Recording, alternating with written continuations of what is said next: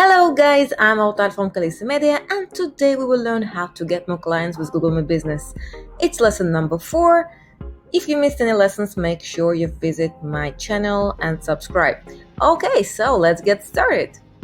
Today we will learn how to get timely content in front of your customers with posts.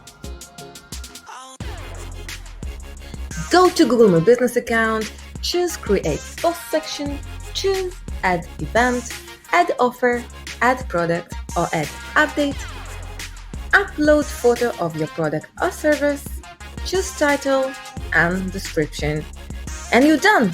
Your post will appear right away on Google search results, on Google Maps and Google website. So today we'll learn how to bring more clients with posts on Google My Business, and all you need to do is create a post, publish it on Google and see what's working. Congratulations! You learned how to share your latest news, specials or offers with posts on Google My Business. If you want to learn how to build a free website, how to analyze data on your Google My Business account, how to build a Google campaign or advertise your business on social media, follow my channel. If you need any assistance or professional help, you're welcome to contact me.